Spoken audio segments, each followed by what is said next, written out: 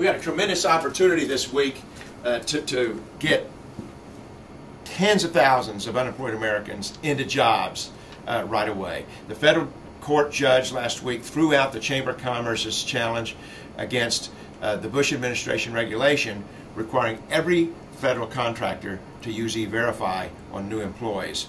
So I want to make sure that you understand what's at stake, and also that you come to NumbersUSA.com.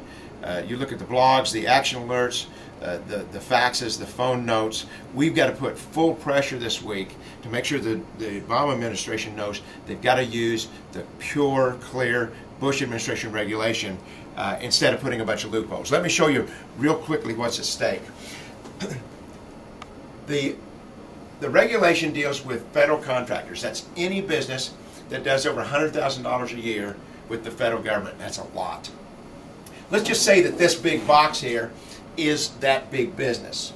And they have all kinds of employees, right? But one part of the business has employees working on the federal contract itself.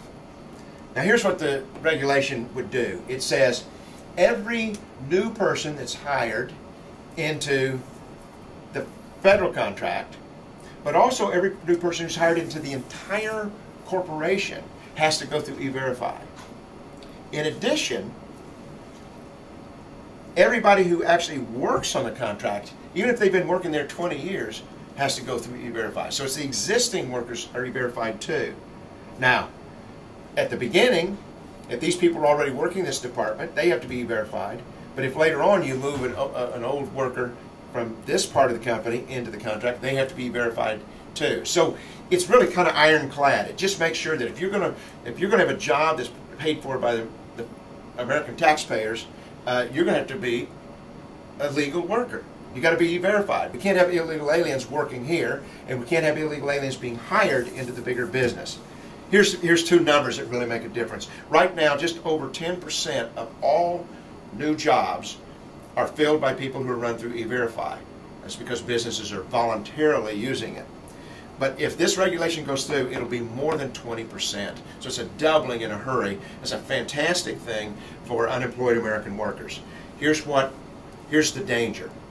Janet Napolitano, the head of the Department of Homeland Security, she has been working up regulations that would be very watered down. The excuse for doing this was, we got to get something that can get by the courts. Well, the courts have ruled. So what we're worried about is that Napolitano is going to still try to stick these watered down regs into our faces instead of using the good ones. Now here's how her regs would really differ. For her regs, yes, everybody that's hired here, oh, excuse me, that's not right. The regs that we've heard about behind the scenes is that she would no longer require new hires into the big business to be E-Verified. Only the new hires into the federal contract itself.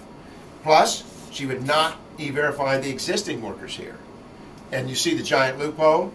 That means you can hire somebody, an illegal alien, into the bigger company. They can work here for a month or two, and then you can transfer them into here. And because we don't E-Verify existing people, the illegal alien will be working directly in the federal contract. Now, this is stuff that our allies have been able to unearth behind the scenes.